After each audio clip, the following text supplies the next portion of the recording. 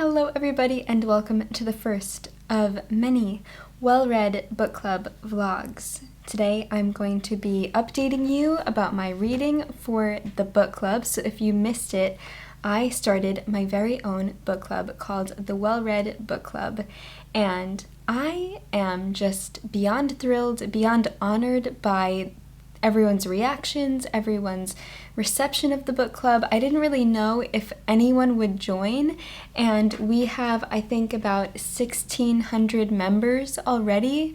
I posted the book club, I think, 2 days ago, so I am just baffled. If you would like to join, the link will be in my description, and you can join us on Fable. I love using Fable for my book club and for the Game of Tomes book club as well, and it's just a wonderful platform that I love, even just for tracking my reading. I made the book club, the book that I'm currently reading, Howl's Moving Castle by Diana Wynne Jones. In order to message you through the book club, I had to pick a book. So I figured, okay, I'll pick Howl's Moving Castle, and then I can just post the poll in the chat, and then I can change it and not make it Howl's Moving Castle if no one wants to read it. But a lot of you mentioned that you wanted to read Howl's Moving Castle, and to make my life easier so I don't have to go about changing the books, also people already assumed we were reading Howl's Moving Castle because they saw it there, so there was very understandable confusion as to whether we were reading Howl or not. So I decided to pick Howl's Moving Castle for the November book,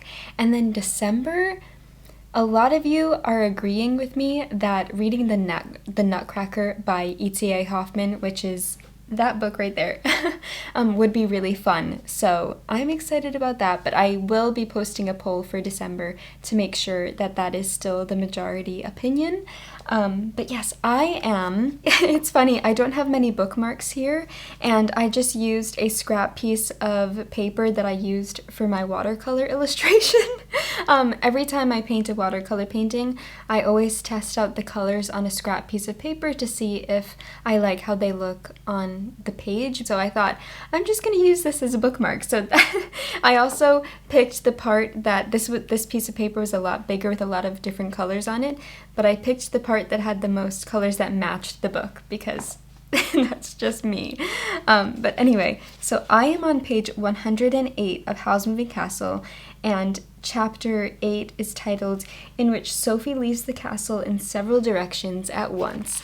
So I first watched Howl's Moving Castle, the Studio Ghibli movie, years ago, and I only watched it once, and I fell in love with it, and I wanted to read the book right away, but I didn't, and so now I am finally reading the book, and I'm so glad that I can read it with you guys because I am adoring it. The writing is so captivating, so magical, so whimsical, perfect for this time of year. It has like a witchy magician type, I don't know, magical element to it that I think is perfect for the autumnal season. It even has a quote from Neil Gaiman on the cover that says, quite simply, the best writer of magic. And that is a very big claim, so I honestly really agree.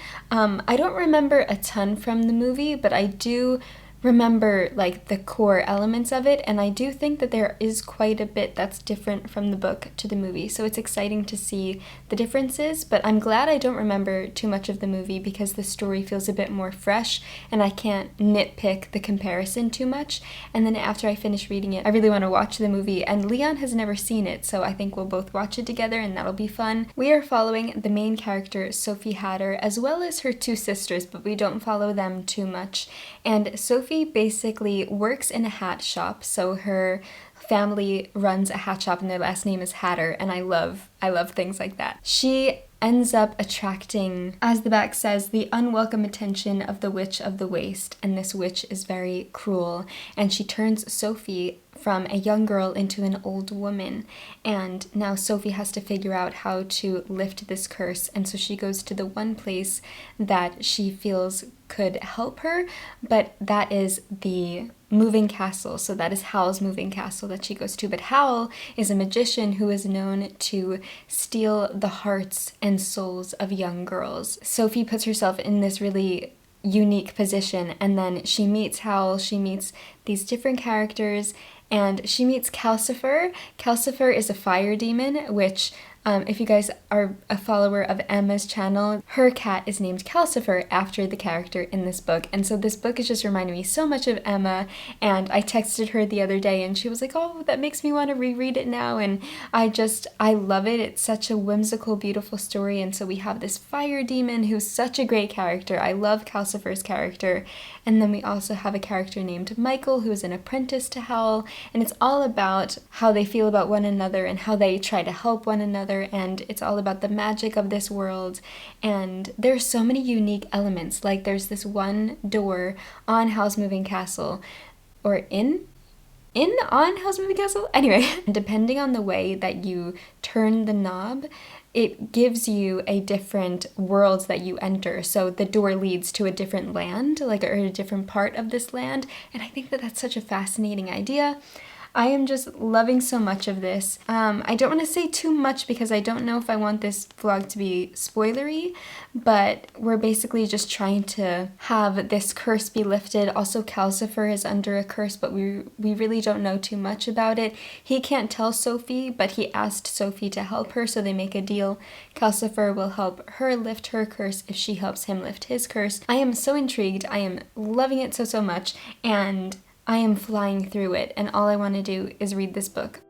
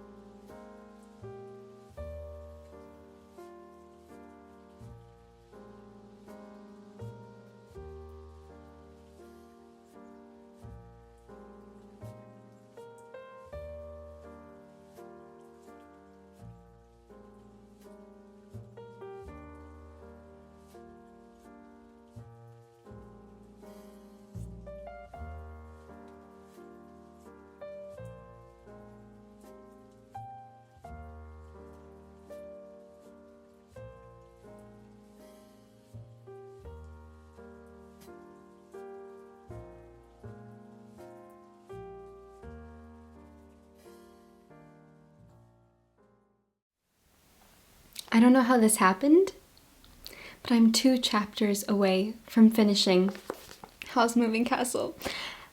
I have flown through this book faster than I have read a book in a very, very, very long time, and I truly don't want to finish it. The last time that you guys saw me reading this book, we went to Waterstones on Saturday, and today is Tuesday, and since Saturday, I have just not wanted to read more. I'm just putting it off because I don't want to finish it.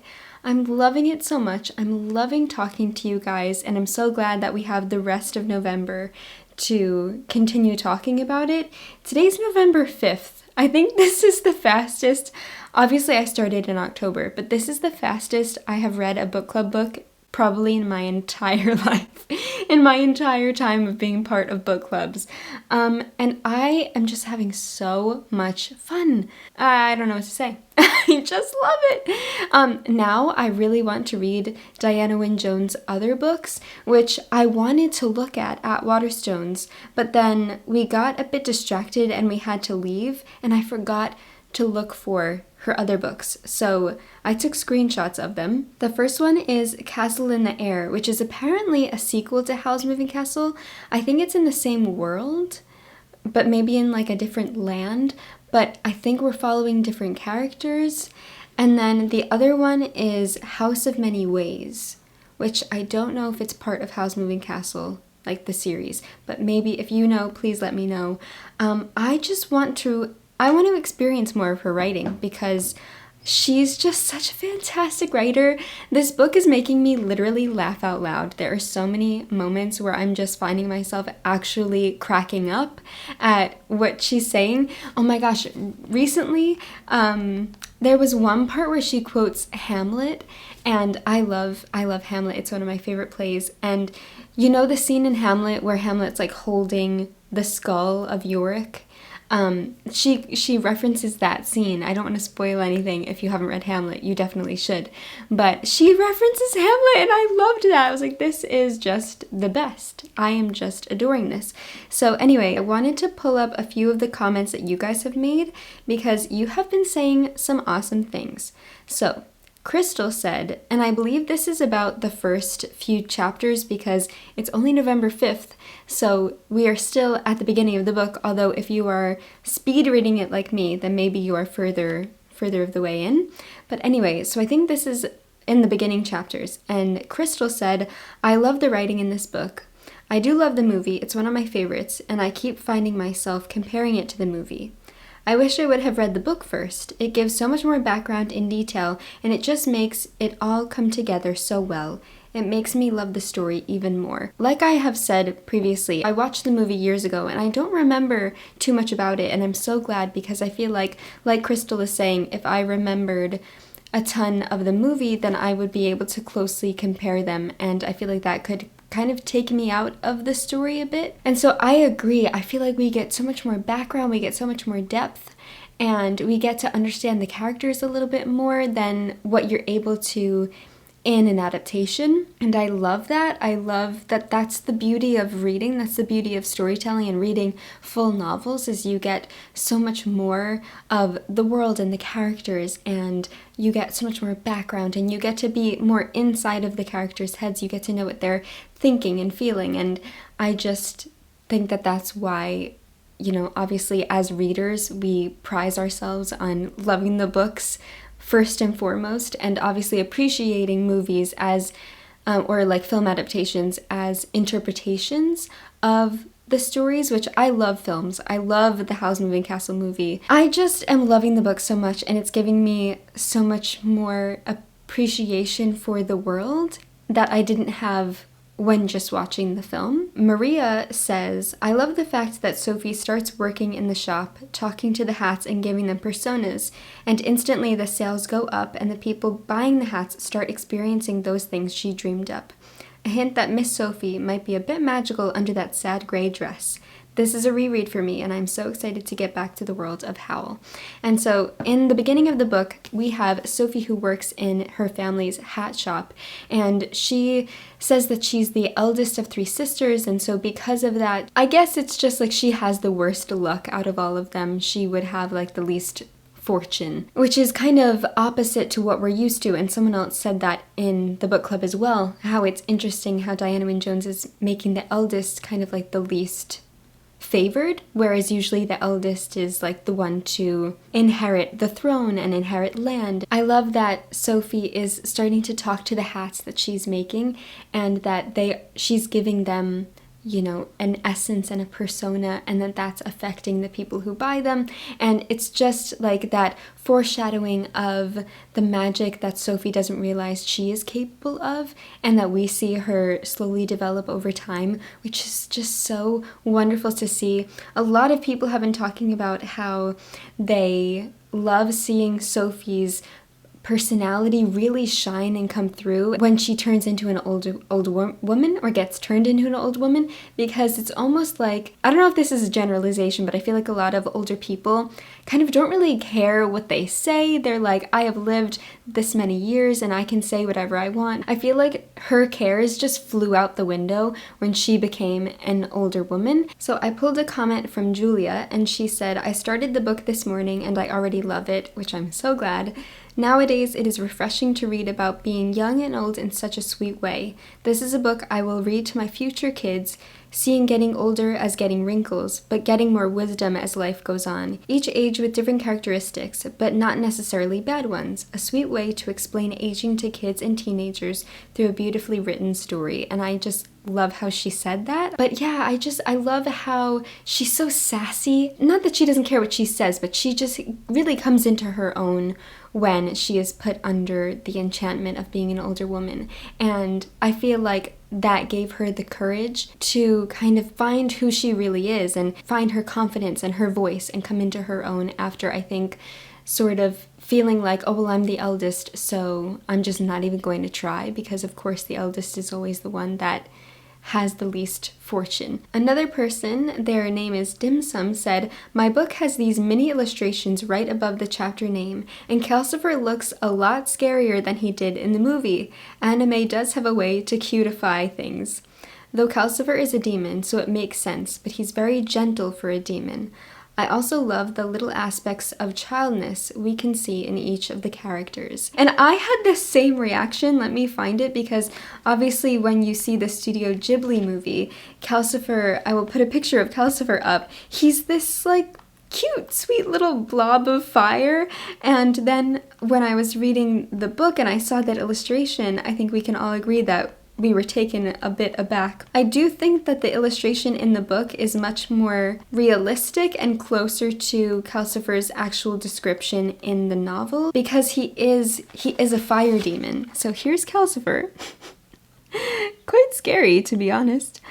So he is a fire demon, and the way that she describes him, he has like a very long face, and he has like curling hair, and she describes his eyes and his mouth in a way that seems much more demon-esque. I just think that that's so funny. I'm really excited to watch the film after finishing the book, so that is something that I get to look forward to, because I genuinely don't want to finish this. There's also just so much more I want to say. Like, I love the scenes where he goes through the doorway with the knob black, like the black splotched down. The description of Sophie experiencing whales for the first time, because Sophie is from a magical land, and she doesn't know our normal world. And so when she goes into our normal world, there's an amazing scene where she's describing driving in a car for the first time. Maybe I can find it and I can read it to you guys, because it is amazing. It is in chapter 11,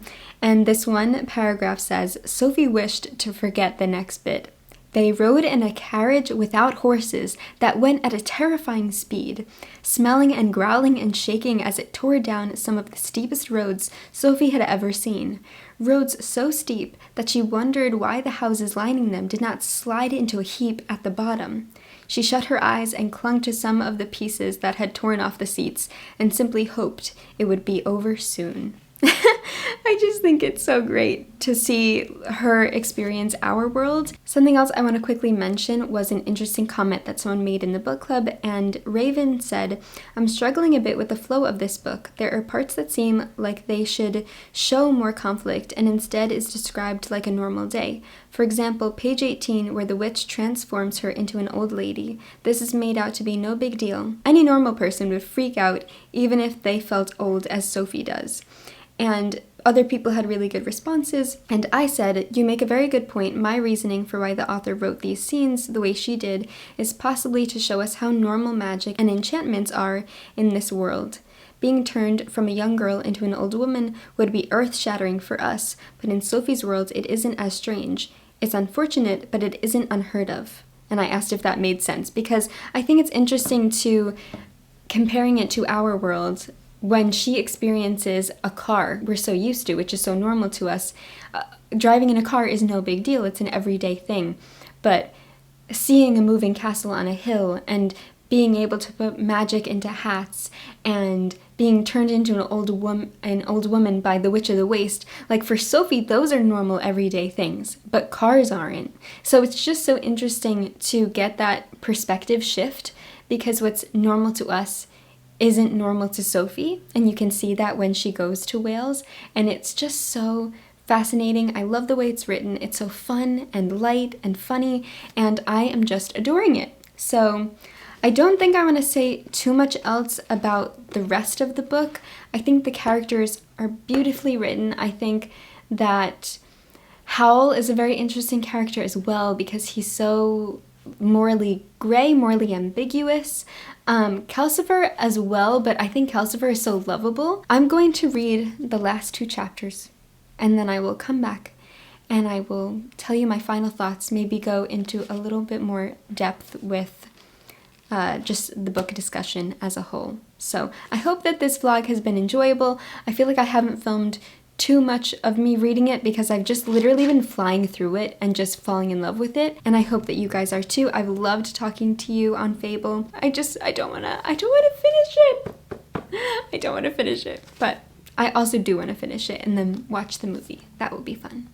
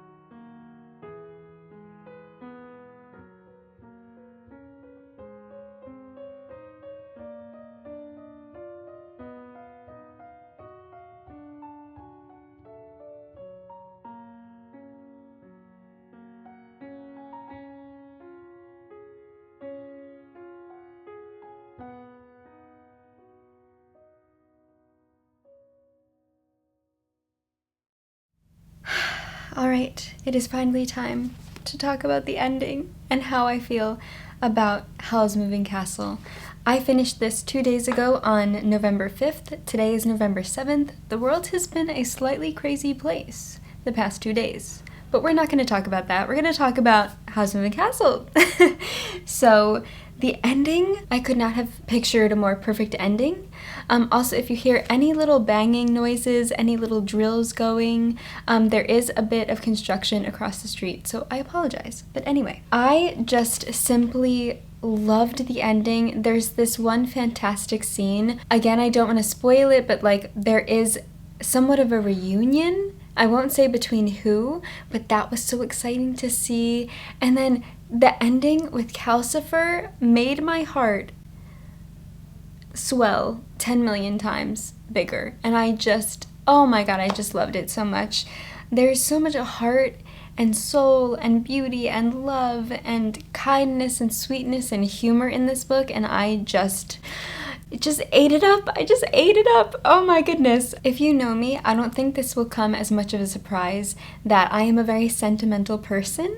I am extremely sentimental, and when thinking about stories like this, I even said this to Leon, like I'm so excited for in the future when we do have kids, like reading them Howl's Moving Castle and seeing them get excited about books and seeing their reactions to the things that happen in this story. And this really does feel like a modern classic that will stand the test of time.